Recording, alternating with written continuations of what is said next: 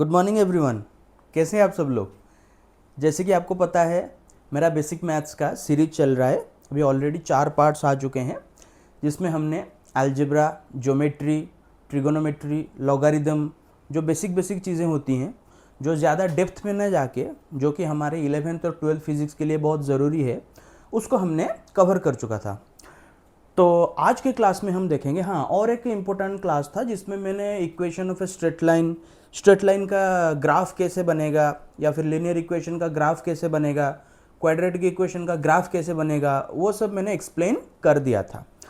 तो उसी के चलते हम आगे बढ़ते हैं। आज शुरू करेंगे हम डिफरेंशिएशन।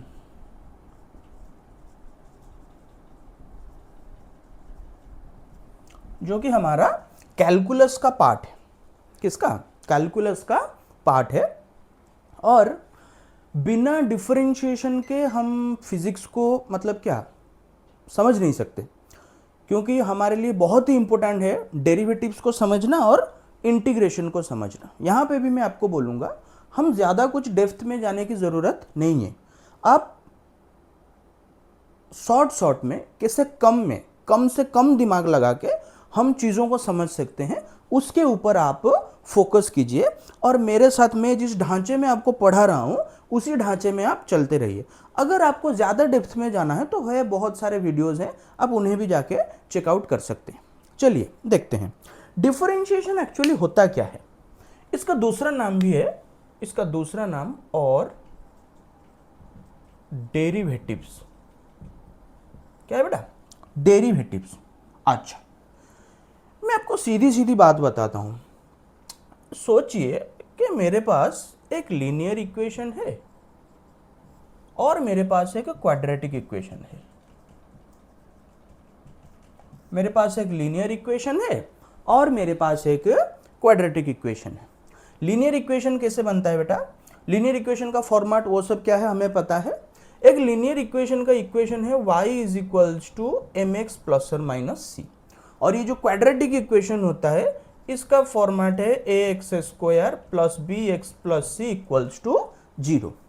और लास्ट क्लास में हमने अच्छे से समझा लिया था कि अगर हमारे पास एक लीनियर इक्वेशन है और उसका हम ग्राफ लेंगे तो वो एक स्ट्रेट लाइन बनेगा। क्या बनेगा? स्ट्रेट लाइन बनेगा। और अगर हमारे पास एक क्वाड्रेटिक इक्वेशन है, हम उसका और एक ग्राफ लेंगे तो वो कैसा बनता है ना सर? वो पैराबोलिक बनता है। वो कैसे बनेगा? पैराबोलिक बन जाएगा। इसका मतलब हम देखते हैं कि सोच लेते हैं ये हमारे पास कुछ एक्स एक्सिस है, ये हमारे पास कुछ वाई एक्सिस है, और ये हो गया हमारा एक इक्वेशन स्ट्रेट लाइन का ग्राफ। और इसे देखिए, ये सोच लेते हैं एक्स एक्सिस है, ये सोच लेते हैं वाई एक्सिस है, और ये हो गया उसका कांस्टेंट, यहाँ तक ये इसका कांस्टेंट, और ये जो पैराबोला है बेटा ये इससे बनता है। समझ में आ गया? आया कि नहीं आया? आप लास्ट क्लास का वीडियो जाके चेकआउट कर सकते हैं। मैंने सबसे इंपॉर्टेंट चीज क्या बोला था कि अगर हमारे पास एक लीनियर इक्वेशन है तो उसका जो स्लोप है वो क्या होगा ना सर? वो कांस्टेंट होगा। मतलब अगर हम यहाँ पे 4-6 कोऑर्डिनेट ले लेते हैं, हम किसी भी दो कोऑर्डिनेट्स के बीच अगर स्लोप या फिर tan थीटा लेंगे वो वैल्यू बराबर ही आएगा। समझ में आ गया? अभी वही चीज हम यहां पे अप्लाई नहीं कर सकते। क्यों? क्योंकि आप यहां पे देख रहे हो कि ये ग्राफ स्ट्रेट लाइन नहीं है। हर एक पॉइंट पे स्लोप क्या हो रहा है? बदल रहा है। अभी हर एक पॉइंट पे स्लोप बदल रहा है तो होगा क्या ना, हम किसी दो रिस्पेक्टिव पॉइंट्स के बीच का स्लोप नहीं निकाल सकते। तो हमें क्या करना पड़ेगा ना, हम देखेंगे यहां पे जो y बदल रहा है विथ रिस्पेक्ट टू x ये कांस्टेंट है, यहां पे जो y बदल रहा है विथ रिस्पेक्ट टू x ये कांस्टेंट नहीं है। तो यहां पे क्या, किसी भी दो पॉइंट्स के बीच अगर हम स्लोप ले लेते हैं वो कांस्टेंट आता है। यहां पे किसी दो पॉइंट्स के बीच हम स्लोप नहीं ले सकते। हमें सिर्फ और सिर्फ क्या करना पड़ेगा? किसी एक पर्टिकुलर मूवमेंट पे स्लोप निकालना पड़ेगा। और उस पर्टिकुलर मूवमेंट पे स्लोप हम कैसे निकालेंगे ना, हम लेट्स सोच लेते हैं ये हमारे पास कुछ एक P पॉइंट, तो इस पॉइंट के अकॉर्डिंग हम स्लोप कैसे निकालेंगे? हमने बोला था लास्ट क्लास में कि हम इसी पॉइंट को लेके क्या करेंगे ना, कर्व के अलोंग दिस पॉइंट को लेके हम एक हम इसी पॉइंट को लेके एक स्लोप ड्रॉ करेंगे। अभी उसका एक्स इंटरसेप्ट निकाल देंगे, सोच लेते हैं ये उसका एक्स इंटरसेप्ट है। अभी ये हो जाएगा बेटा क्या ना सर, सोच लेते हैं ये हो जाएगा y, ये हो जाएगा x, y बाई x हो जाएगा यहां पे स्लोप। अगर कोई बोलेगा कि सर इस पॉइंट पे निकालिए, ओब्वियसली वैसे भी वहां यहां पे भी वैसे ही करेंगे। क्या करेंगे ना, इसी पॉइंट के अलोंग हम क्या करेंगे ना, एक straight line draw, slope draw करेंगे और उसका एक्स इंटरसेप्ट निकाल देंगे। तो इसके लिए देखिए बेटा, स्लोप एट P पॉइंट, और ये सोच लेते हैं कुछ Q पॉइंट है, स्लोप एट Q पॉइंट।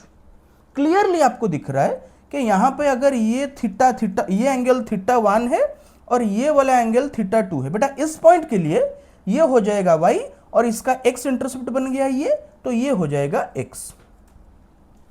समझिए चीजों को, हमें जो स्लोप कैलकुलेट करना होता है that is always with respect to x axis. तो यहां पे हमें क्लियरली दिख रहा है कि here θ2 is greater than θ1, slope is nothing but tan theta, so obviously tan θ2 is greater than tan θ1। तो इसका मतलब Q पॉइंट पे स्लोप ज्यादा होगा as compared to P point. समझ में आ गया, आया कि नहीं आया? अभी यहां पे देखो, यहां पे भी हमें दिख रहा है कि y बदल रहा है विथ रिस्पेक्ट टू x, यहां पे भी दिख रहा है हमें y बदल रहा है विथ रिस्पेक्ट टू x, लेकिन यहां पे y कांस्टेंट या फिर एक मतलब क्या लिनियरली एक सिमेट्रिकली इंक्रीज कर रहा है, यहां पे सिमेट्रिकली इंक्रीज नहीं कर रहा। देखिए अभी हम सोचते हैं ये जो डिफरेंशिएशन या फिर डेरिवेटिव्स है, it is nothing but slope, it is nothing but slope. अभी क्या, अभी सोच लेते हैं, सीधे सीधे भाषा में समझिए, हमारे पास कुछ एक इक्वेशन है कि v is equals to u plus at, मतलब कोई एक बॉडी है, उसका हमने वेलोसिटी टाइम ग्राफ ले लिया है। अगर हमने वेलोसिटी टाइम ग्राफ उसका ले लेंगे तो इधर सोच लेते हैं वेलोसिटी, इधर सोच लेते हैं टाइम, और यहाँ पे ये हो जाएगा बेटा उसका इनिशियल वेलोसिटी, और ये इसका किसी दो पॉइंट के बीच का अगर हम tan थीटा ले लेंगे वो हमें मिल जाएगा स्लोप, और वेलोसिटी टाइम ग्राफ का स्लोप हम लेंगे माने that is nothing but the acceleration, that is nothing but the acceleration. अभी देखिए, अगर कोई एक बॉडी का हम वेलोसिटी टाइम ग्राफ ले रहे हैं तो उसका ग्राफ लीनियरली बन रहा है। अभी लीनियरली बन रहा है माने हम आराम से उसका क्या निकाल सकते हैं, एक्सेलरेशन निकाल सकते हैं। लेकिन वहीं पे देखिए, अगर उसी बॉडी का हम डिस्प्लेसमेंट टाइम ग्राफ लेंगे, क्या लेंगे, आप 9th क्लास में बेटा इक्वेशन ऑफ मोशन पढ़े होगे कि sir s is equal to ut plus half at square. अगर बॉडी एक्सेलरेट कर रहा है तो वक्त के हिसाब से वो ज्यादा दूरी तय करता चलेगा। इफ अगर उसका इनिशियल वेलोसिटी बेटा कितना है, 0, तो हम देख सकते हैं कि x हो जाएगा हाफ at स्क्वायर, और यहां पे इक्वेशन ऑफ मोशन में एक्सेलरेशन कांस्टेंट होता है, तो यहां पे डिस्प्लेसमेंट डायरेक्टली प्रोपोर्शनल हो जाएगा किसके साथ, टाइम के स्क्वायर के साथ। जैसे कि यहां पे क्वाड्रेटिक इक्वेशन में होता था y is directly proportional to x square. क्योंकि हम यहां पे क्या करेंगे, हम मैथमेटिक्स को कंटिन्यूअसली लिंक करते चलेंगे किसके साथ, फिजिक्स के साथ। समझ में आ रहा है ना? अभी अगर ये इसका पावर 2 के साथ प्रोपोर्शनल हो गया तो जो हमारा ग्राफ है वो कैसे बनेगा ना बेटा, ये equation of a quadratic equation है। क्वाड्रेटिक इक्वेशन माने एक तरफ अगर डिस्प्लेसमेंट रहेगा, दूसरे तरफ अगर टाइम रहेगा, ऑब्वियसली सर यहाँ पे कांस्टेंट 0 है तो ग्राफ 0 से ही शुरू होगा। और कैसे होगा ना, that is directly proportional to t square. मैंने बोला था equation of a parabola that is y is equals to kx square. यहां पे y और x क्या है, वेरिएबल्स है। एग्जैक्टली जब इक्वेशन ऑफ मोशन का एग्जांपल हम दे रहे हैं वहां पे वेरिएबल्स क्या है, एक तरफ है डिस्प्लेसमेंट, दूसरे तरफ है टाइम, एक तरफ है वेलोसिटी, दूसरे तरफ है टाइम। तो यहां पे अगर हम लेंगे तो ये बन जाएगा कुछ ऐसे। तो यहां पे कोई अगर बोलेगा कि सर स्लोप निकालो, क्या निकालो, स्लोप निकालो, तो उसे निकालना हमारे लिए इतना आसान नहीं होगा। क्यों? क्योंकि यहां पे ये स्लोप कंटिन्यूअसली बदल रहा है। लेकिन हम एक कांस्टेंट या फिर पर्टिकुलर पॉइंट पे स्लोप निकाल सकते हैं। कैसे? क्योंकि यहां पे जितना होगा यहां पे उतना होगा, ऐसा कोई जरूरी नहीं है, हमें दिख रहा है कि वो बढ़ रहा है। लेकिन कोई अगर बोलेगा कि सर पी पॉइंट पे निकालो, हम क्या करेंगे ना, इधर एक स्लोप ड्रॉ कर देंगे। तो इसको ले लेंगे बेटा, देखो ये बन गया हमारे लिए राइट एंगल ट्रायंगल, ये सोच लेते हैं थीटा। तो इधर क्या है ना, इसको बोला जाता है very small change in y. अगर सोच लेते हैं कि ये वाई एक्सिस है और ये क्या है, एक्स एक्सिस है, तो इसको बोला जाता है very small change in y. बेटा जैसे देखो, हम x2 माइनस x1 को क्या लिखते हैं, चेंज इन x, इसको हम सुंदर से लिखते हैं डेल्टा x। अगर कहीं पे y2 माइनस y1 लिखा है, हम उसको क्या लिखते हैं, change in y, that is delta y। वैसे ही ये क्या है, एवरेज चेंज है, मतलब एक पॉइंट और दूसरे पॉइंट के बीच थोड़ा कुछ गैप रहता है।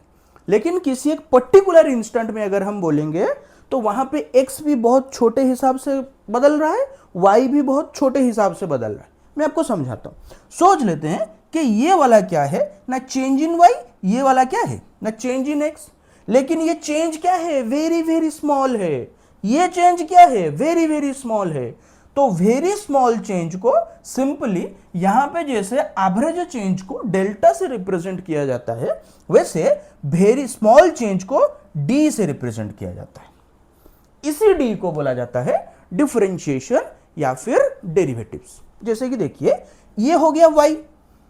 अगर यहां पे हम इसका दो सिमेट्रिक कोऑर्डिनेट लेते हैं, एक x1 एक x2, तो ये बन जाता y2 minus y1, that is delta y।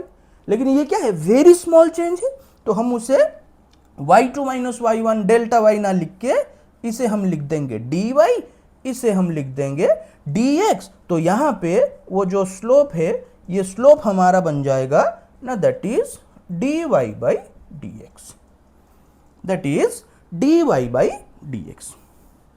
ये तो हमने ग्राफिकल समझ लिया, भाई मैथमेटिकल हिसाब से भी समझेंगे। यहां तक समझ में आ गया? चलिए नोट कर दीजिए इसको। चलिए देखिए, अगर मैं डिफरेंशिएशन को एक पर्टिकुलर वर्ड में आपको बोलूं, तो ये जो डेरिवेटिव्स है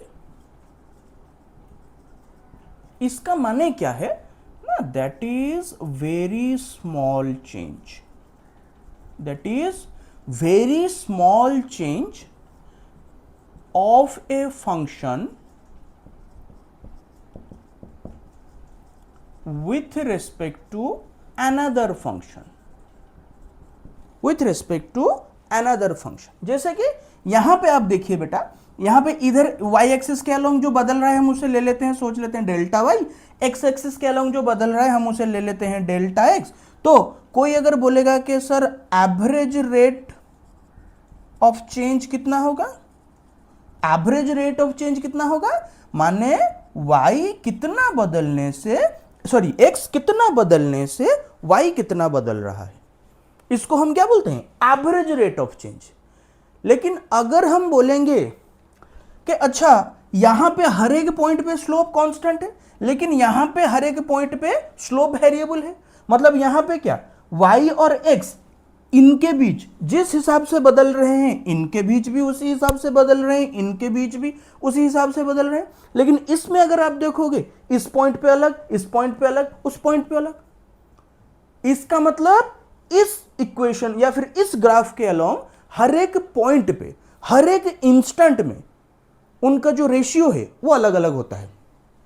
यहां पे क्या, delta y by delta x कहीं पे भी हाथ लगा वो बराबर होता है। लेकिन हम कर्व अगर लेंगे तो वहां पे वो जो उनका रेशियो होता है वो कांस्टेंट नहीं होता।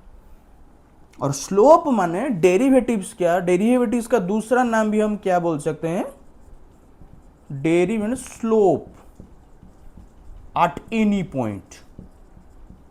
अगर किसी एक पॉइंट पे हमें क्या करना है, स्लोप निकालना है, तो हम किसका यूज करते हैं, हम डेरिवेटिव्स का यूज करते हैं। समझ में आ गया।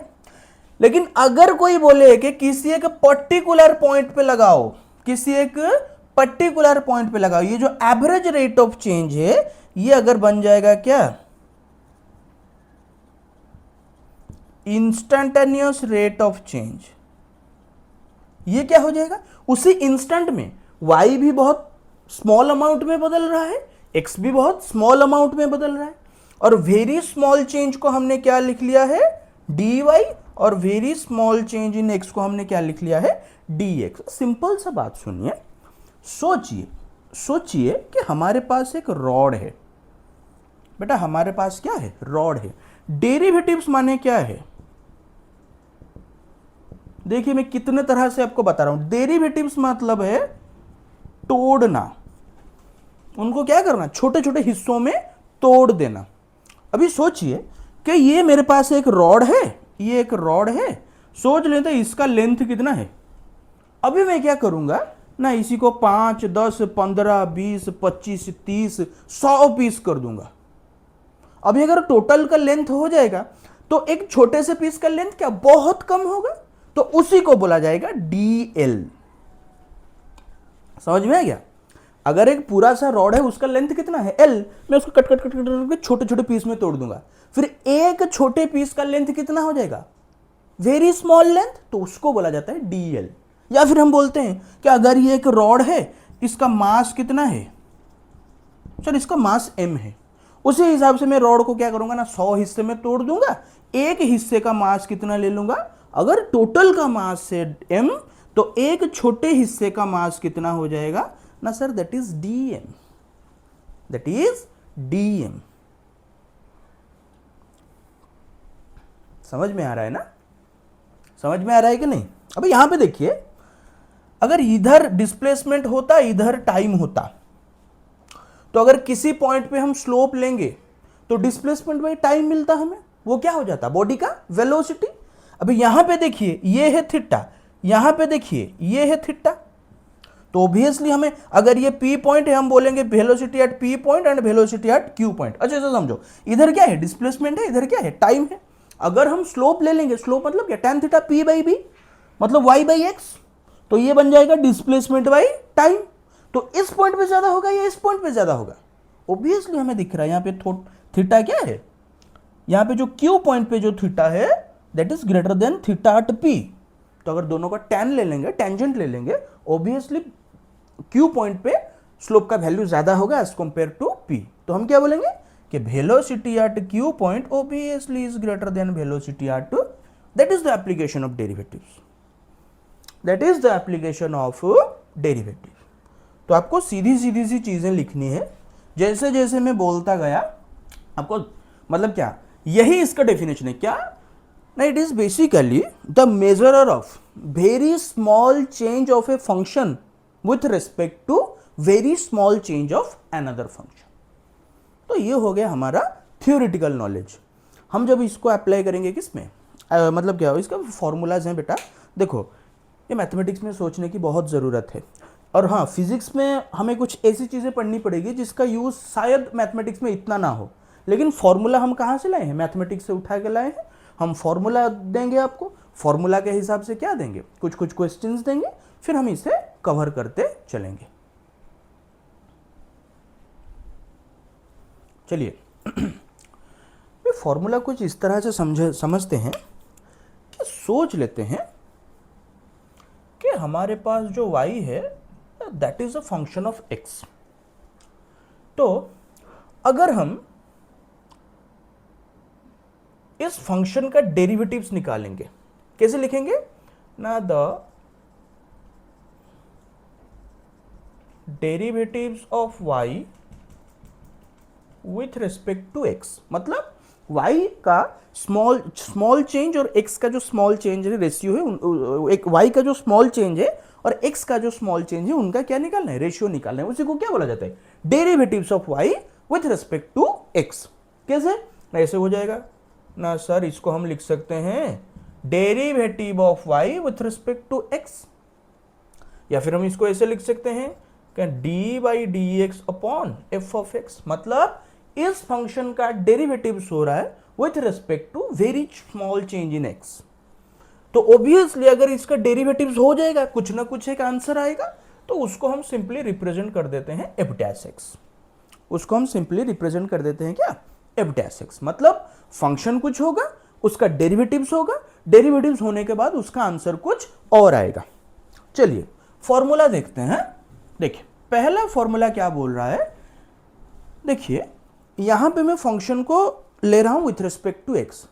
वो विथ रिस्पेक्ट टू मास हो सकता है, विथ रिस्पेक्ट टू लेंथ हो सकता है, विथ रिस्पेक्ट टू वेलोसिटी हो सकता है। अगर कोई बोल रहा है कि वेलोसिटी बदल रहा है, सोच लेते हैं विथ रिस्पेक्ट टू डिस्टेंस, हो गया ना बेटा, वेलोसिटी हो गया v, सोच लेते हैं डिस्टेंस को हम ले लेते हैं x के अलोंग। तो हम अगर बोलेंगे कि डेरिवेटिव ऑफ वेलोसिटी निकालो विथ रिस्पेक्ट टू x, उसको हम सीधा सीधा लिख लेंगे dv बाई dx। समझ में आ गया, ये बस एक फंक्शन को रिप्रेजेंट करने के लिए है, बाकी इतना कुछ जरूरी नहीं है। चलिए देखते हैं पहला फॉर्मूला क्या है, और यहां पे मैं मतलब क्या मैथमेटिकल फॉर्मूला दे रहा हूं, तो हर एक का वेरिएबल में ले लूंगा क्या x। तो d by D x upon x to the power n। और हाँ सुनिए आप, मतलब कहीं पे अगर आपको कुछ फॉर्मूला दिया, क्वेश्चन दिया गया है, उसका डेरिवेटिव्स निकालना है, हमें क्या करना है ना, उसको एक पर्टिकुलर फॉर्मेट में लाना है। फिर उस फॉर्मेट में लाने के बाद उसका फॉर्मूला होता है, हम उसी फॉर्मूला को पुट कर देंगे, हमारा आंसर निकल आएगा। देखिए derivative of x to the power n with respect to x, formula क्या हो जाएगा ना, that is n x n minus one. ये याद रखना है, इसको रट्टा लगाना है, इसके अलावा कोई रास्ता नहीं है, इसको याद रखना है, क्योंकि ये आप पहले से पढ़े नहीं हो, अभी अभी पढ़ रहे हो, तो इसे याद रखना है। देखिए एक एग्जांपल ले लेते हैं उसका, कि sir d by D x upon x to the power 3। अगर कोई बोलेगा कि सर एक्स क्यू का डेरिवेटिव निकालिए, तो आंसर कितना हो जाएगा, यहां पे n के जगह पे कितना है 3, तो 3x 3 माइनस 1, तो आंसर आ जाएगा 3x स्क्वायर। अगर वहीं पे होता y cube d by d y upon y cube, तो आंसर हो जाता 3y स्क्वायर। अगर d by d z upon z cube, ये हो जाएगा 3z स्क्वायर। चलिए और एक एग्जांपल लेते हैं ना सर, कोई अगर बोलेगा कि d by D x upon x to the power 1/2 या फिर root x, d by D x upon root x, तो क्या हो जाएगा बेटा, रूट एक्स मैंने उसका पावर कितना 1/2, तो n के जगह पे कितना आ गया 1/2, तो ये बन जाएगा 1/2x 1/2 माइनस 1, तो ये बन जाएगा 1/2x to the power minus 1/2, तो ये बन जाएगा 1/2 रूट एक्स, क्योंकि x to the power minus 1/2 नीचे आ जाने से हो जाएगा x टू द पावर 1/2, ये बन जाएगा 1/2 रूट एक्स। चलिए दूसरा फॉर्मूला देखते हैं, क्या ना, derivatives of a constant is 0, हो गया ना, derivative of a constant is 0, मतलब अगर हम किसी का डेरिवेटिव निकाल रहे हैं, कांस्टेंट माने क्या, वो कोई एक इंटीजर हो सकता है, 5 माइनस 3 7 वगैरह हो गया, ये जो एक्सपोनेंट हो गया, या फिर पाई हो गया, ये जितने डेरिवेटिव कांस्टेंट है, इनका डेरिवेटिव कितना होगा 0। क्योंकि डेरिवेटिव मतलब क्या, हम कोई दो चीज बदल रहे हैं और उनका स्लोप या फिर उनका चेंज का रेशियो ले रहे हैं। अगर कोई एक कांस्टेंट है, इसका मतलब क्या, वो बदल ही नहीं रहा, बदल ही नहीं रहा, तो उसका डेरिवेटिव कहां से आएगा, तो उसका डेरिवेटिव क्या हो जाएगा ना 0। चलिए थर्ड वाला देखिए, अगर फंक्शन कुछ x to the power n के हिसाब से रहा, डेरिवेटिव इतना, अगर सिर्फ और सिर्फ कांस्टेंट रहा, डेरिवेटिव 0। लेकिन अगर कांस्टेंट फंक्शन के साथ मल्टीप्लाइड होके है, कांस्टेंट फंक्शन के साथ मल्टीप्लाइड होके है, सिंपली क्या हो जाएगा ना, कांस्टेंट बाहर चला आएगा और सिर्फ डेरिवेटिव होगा किसका ना सर, फंक्शन का डेरिवेटिव हो जाएगा। क्या हो जाएगा, फंक्शन का डेरिवेटिव हो जाएगा। एग्जाम्पल ले लेते हैं, क्या ना, d by D x upon 3x square. अब यहां पे देखिए 3 कांस्टेंट है, ये बाहर चला आया, D by D x x square मतलब 2x 2-1। n के जगह पे आप कितना पुट कर दीजिए, 2 पुट कर दीजिए, तो आंसर सिंपली चला आएगा ये 3 2 6x। समझ में आ गया। चलिए चौथा है, अगर कोई दो फंक्शन है u एंड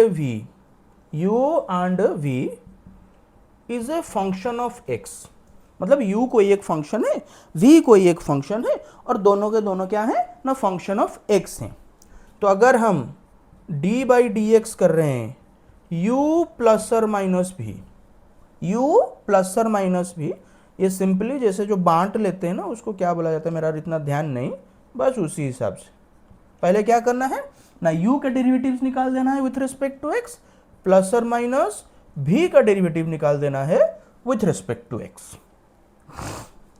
जैसे कि एक एग्जांपल ले लेते हैं, क्या ना sir, d by D x upon 3x square plus 7x3 क्या हो जाएगा ना सर, पहले हम इसको u ले लेते हैं, इसको v ले लेते हैं, तो d by D x upon 3x square plus d by D x upon 7x3। समझ में आ रहा है आपको? कुछ नहीं, सिंपल चीज़ें बदल रही हैं और कुछ भी नहीं है। तो ये हो गया। तो यहाँ पे देखिए ये कांस्टेंट है 3 d by D x upon x square, बेटा ये कांस्टेंट है 7 बाहर चला आया d by D x upon x Q, अभी 3 एक्स स्क्वायर का हो जाएगा 2x, ये 7 बेटा एक्स क्यू का हो जाएगा 3x स्क्वायर, तो आंसर आ जाएगा 6x plus 29x square answer. ये आपको विजिबल हो रहा है? तो ये आपको विजिबल हो रहा है कि नहीं? आखिर तक देख लीजिए, नहीं तो मैं थोड़ा ये कर लेता हूं।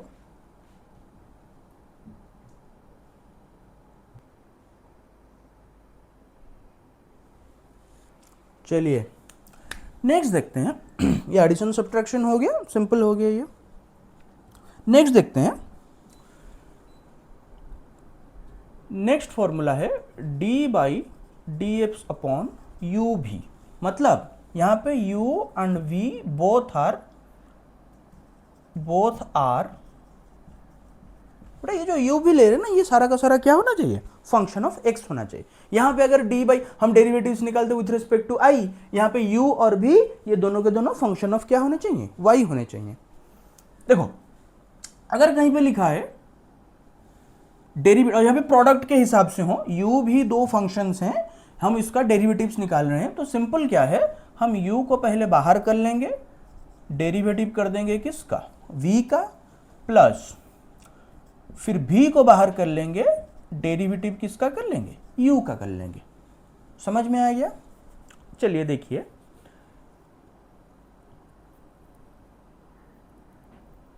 मैं यहां पे कुछ कर रहा हूं, यहां पे और एक फॉर्मूला दे रहा हूं। देखिए अगर कहीं पे लिखा है d by D x upon log x, इसका फॉर्मूला क्या है, 1 by x, d by d y upon log y 1 by y, d by d z upon log z 1 by z, हो गया ना।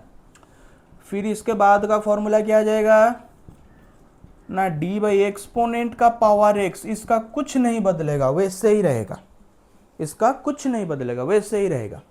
अगर एक्सपोनेंशियल है उसका पावर है, मतलब e टू द पावर 2 का डेरिवेटिव क्या हो जाएगा, सॉरी वो तो कांस्टेंट हो जाएगा, e to the power x का डेरिवेटिव कितना हो जाएगा, उतना ही होगा। चलिए इसका एक एग्जांपल ले लेते हैं। देखिए आप इसका एक एग्जांपल ले लेते हैं, सोच लेते हैं हम कि d by D x upon हम ले लेते हैं एक्स स्क्वायर लॉग एक्स, क्या हो गया। देखो दो अलग अलग मतलब क्या फंक्शन अलग अलग होने चाहिए। यहां पे देखिए ये एक्स स्क्वायर एक अलजेब्रिक फंक्शन है और लॉग एक्स एक लॉगरिथमिक फंक्शन है। अभी इन दोनों का तो डायरेक्ट मल्टीप्लिकेशन हो नहीं सकता ना। अगर कहीं पे एक्स स्क्वायर के साथ रूट एक्स होता तो हम लिखते एक्स टू द पावर 5/2, फिर फॉर्मूला लगाता 5/2 एक्स का पावर 5/2 -1, बस। तो यहां पे देखिए हम क्या करेंगे ना, पहले एक्स स्क्वायर को बाहर ले लेंगे, D by D x upon log x plus log x को बाहर ले लेंगे, D by D x upon x square. बेटा यहाँ पे एक्स स्क्वायर लॉग एक्स का वैल्यू हो जाएगा 1/x, यहाँ पे लॉग एक्स, एक्स स्क्वायर का डेरिवेटिव कितना हो जाएगा 2x, तो आंसर हो जाएगा 2x log x plus x. Answer, इसका आंसर कितना हो जाएगा 2x log x plus x. चलिए नेक्स्ट देखते हैं ट्रिगोनोमेट्रिक फंक्शंस का। किसका? ट्रिगोनोमेट्रिक फंक्शन का। देखिए इसको मैं साइड में लिख लेता हूं, वेरी वेरी इंपॉर्टेंट। क्या है ना sir, D by D x upon sine X, इसका फॉर्मूला है बेटा कॉस एक्स। नेक्स्ट फॉर्मूला क्या है, D by D x upon cos X, उसका फॉर्मूला है sine minus sine X. Next आ जाएगा D by D x upon tan X, इसका फॉर्मूला हो जाएगा सेक स्क्वायर एक्स। हो गया ना। फिर नेक्स्ट आ जाएगा D by D x upon sec X, ये हो जाएगा बेटा sec X into tan X. Next आएगा D by D x upon, sorry हाँ ये टैन के बाद चला जाए सेक, ठीक है, कॉट एक्स, इसका आंसर हो जाएगा माइनस कोसेक स्क्वायर एक्स। और नेक्स्ट आएगा D by D x upon cosec x, इसका हो जाएगा minus cosec x into cot x. ये सारा का सारा आपको रट्टा लगाना होगा, इसके अलावा कुछ हमारे पास रास्ता नहीं है। हो गया ना। साइन एक्स का plus cos X, cos x का minus sine X, tan X का sec square X, cot X का minus cosec square X, sec X का sec X into tan X, cosec X का minus cosec x into cot X. यहाँ पे बोलोगे sir trigonometry ratio में तो हमेशा थीटा थीटा होना चाहिए, लेकिन हमने यहाँ पे वेरिएबल क्या चूज किया है, एक्स। वहीं पे अगर हम बोलते हैं कि D by D theta upon sine theta, ये cos theta, D by D theta upon cos theta, ये माइनस साइन थीटा। आशा करता हूं आप ये समझ पा रहे हैं। यहाँ पे बेटा समझाने वाली चीज़ मैंने पहले 15 मिनट में आपको बोल दिया है, ये सिर्फ और सिर्फ रट्टा लगाने की चीज़ है। अभी कहाँ से आया, क्या हुआ, ये सब एक्सप्लेन है, लेकिन हमें उतना ज़रूरी नहीं है। अब मैथमेटिक्स में कहाँ से आया वो आपको समझना है, फिजिक्स में हमें इसका एप्लीकेशन सीधा आपको पढ़ाना है। चलिए और एक एग्जाम्पल देख लेते हैं। कहीं पे अगर आपको बोले कि D by D x upon x square 7 sign x, तो यहां पे क्या होगा बेटा, देखो x पूरा कांस्टेंट, सॉरी 7 पूरा कांस्टेंट है, बाहर ले आएंगे।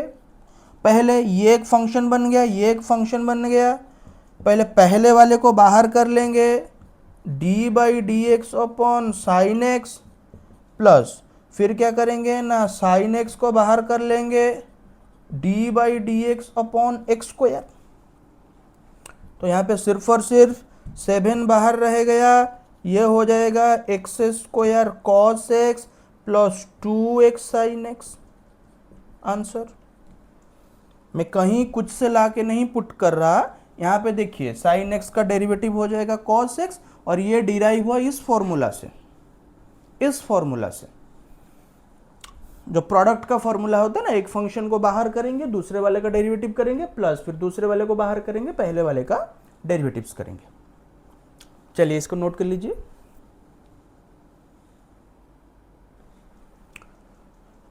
चलिए और एक तरह का देखते हैं, ये लास्ट फॉर्मूला है, और बाकी सुनिए, और कहीं पे कुछ होगा तो जब हम पढ़ाते चलेंगे उसके रिगार्डिंग हम बोल देंगे, क्योंकि इसी को लेके ज़्यादा टाइम भी हम नहीं ले सकते, क्योंकि हमें सिलेबस के थ्रू भी एंटर करना है। चलिए ये एक इम्पोर्टेंट फॉर्मूला है, क्या ना sir, D by D x upon u to the power n, where u is a function of x. अगर कहीं पे कुछ ऐसा आपको दिखाई दे तो इसका फॉर्मूला क्या बन जाएगा ना sir, N U N minus 1 into D you by D X. N U N minus one into D you by D X. आशा करता हूं मैं हर एक फॉर्मूला के नीचे मैं आपका एक दो प्रॉब्लम करा दिया हूं, तो शायद आपको समझ में आती होगी। फिर भी आप कोई भी रेफरेंस बुक लेके उसके पहले से आपका जो कुछ कुछ क्वेश्चंस होंगे वो आप कर सकते हो। देखो सोच लेते हैं, कोई आपको बोलेगा कि सर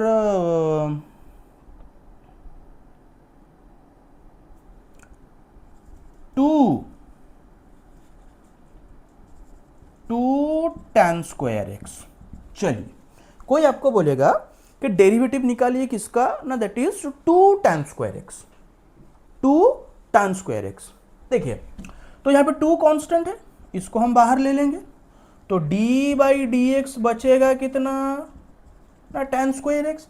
अभी इसको देखिए, यहां पे देखिए, इसको अगर इसके साथ आप कंपेयर करोगे तो आपका n पावर कितना बन जाएगा 2, और ये जो फंक्शन u है u कितना बन जाएगा ना सर tan x। तो ये 2 बाहर चला गया बेटा, 2 tan 2 minus one into x into d by D x upon you का वैल्यू कितना tan x। इसको अगर आप थोड़ा अच्छे से समझोगे आराम से ये चीजें समझ में आएंगी।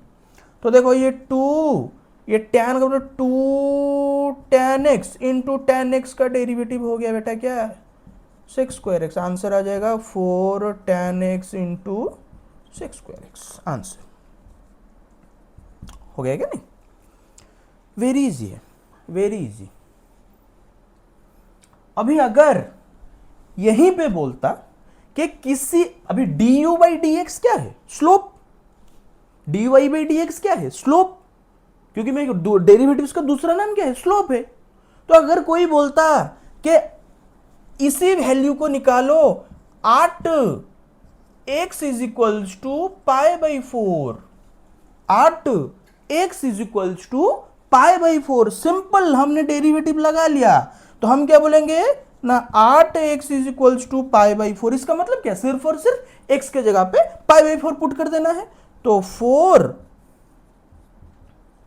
tan pi by 4 6 square pi by 4, pi by 4 मतलब बेटा 45 डिग्री, 4 इंटू 1 बेटा सेक पाई बाई 4, कॉस 45 कितना होता है 1 बाई रूट 2, तो ये हो जाएगा, तो ये हो जाएगा रूट 2 का स्क्वायर। तो आंसर आ जाएगा 8।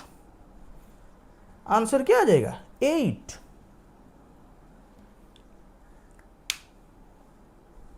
चलो ये क्वेश्चन दिया है, इसी तरह का ही सवाल आएगा आपका। Given y is equal to 7x square plus 3x, find dy by dx। मतलब किस पॉइंट पे स्लोप निकालना है, क्योंकि स्लोप तो हर एक पॉइंट पे आएगा लेकिन अलग अलग आएगा। मेरे को किस पॉइंट पे स्लोप निकालना है ना 8x is equals to -1, 8x is equals to -1। चलिए देखते हैं, पहले dy बाई dx लगाते हैं। बेटा देखो यहाँ पे 7x स्क्वायर है, 7 बाहर चला आएगा, x स्क्वायर का डेरिवेटिव कितना हो जाएगा 2x, और यहाँ पे क्या है बेटा 3x है, 3 बाहर चला आएगा तो dx बाई dx कितना हो जाएगा 1, तो आंसर हो जाएगा 14x प्लस 3। तो हम क्या निकालना है ना 8x is equals to -1, dy by dx कितना होगा ना 14 होल इंटू -1 प्लस 3, तो आंसर हो जाएगा -11। आंसर वेरी इजी है। चलिए और एक क्वेश्चन देखते हैं, ये लास्ट क्वेश्चन है, इसके बाद हम जो भी पढ़ेंगे वो हम सब चैप्टर में पढ़ेंगे। फिलहाल इतना हम लेंथी वीडियोस को नहीं करेंगे। सोच लेते हैं, कहीं पे कोई लिखा है कि given y is equals to 3 cos square x, find dy by dx 8x is equals to pi by 3। इसका मतलब समझिए क्या, मतलब ये एक ग्राफ है, ये एक फंक्शन है, हम जैसे ही वैल्यूज पुट करते जाएंगे इसका एक ग्राफ आता जाएगा। और ग्राफ अगर स्ट्रेट लाइन ना हो के कर्व होगा, अब लास्ट क्लास का वीडियो थोड़ा देख लेना, स्ट्रेट लाइन ना हो के अगर ग्राफ कर्व हो गया तो उसका स्लोप कभी भी फिक्स नहीं होगा। कोई देख लो कोई एक फंक्शन कुछ ऐसा है, तो इस पॉइंट पे ऐसे बनेगा स्लोप, इस पॉइंट पे ऐसे बनेगा, इस पॉइंट पे ऐसे बनेगा, तो यहाँ पे स्लोप नेगेटिव होगा, यहाँ पे स्लोप नेगेटिव होगा, यहाँ पे स्लोप पॉजिटिव होगा, वैल्यू बदलता रहता है। तो मेरे पास कोई एक फंक्शन है 3 क्रॉस स्क्वायर एक्स, मेरे को उसका स्लोप निकालना है या फिर डेरिवेटिव निकालना है at x is equals to pi by 3। देखिए वेरी इजी है, D by D x upon 3 cos square x, यहाँ पे 3 कांस्टेंट है, बाहर ले आइए। आप याद कीजिए अभी मैं फॉर्मूला लिखा था derivative of u to the power n, तो ये बन जाएगा 2 cos 2 minus 1 x into d by D x upon cos x, तो ये बन जाएगा 3 to 6 cos x, 6 cos x into cos x का डेरिवेटिव क्या बन जाएगा ना, that is minus sine x. तो हमें कहां पे मालूम करना है ना, 8x is equals to pi by 3, value कितना हो जाएगा 6 cos pi by 3 sine pi by 3 minus 6 बेटा cos पाई बाई 3 है 1/2, साइन पाई बाई 3 है √3/2, तो ये बन जाएगा 6/4 मतलब -3√3/2 हो जाएगा हमारा आंसर। ऐसे ही करके यहां पे जैसे फंक्शन हो रहा है y और x के बीच, हम जब फिजिक्स पढ़ेंगे कभी वेलोसिटी टाइम के बीच होगा, कभी वेलोसिटी एक्सेलरेशन के बीच होगा, कभी डिस्प्लेसमेंट टाइम के बीच होगा।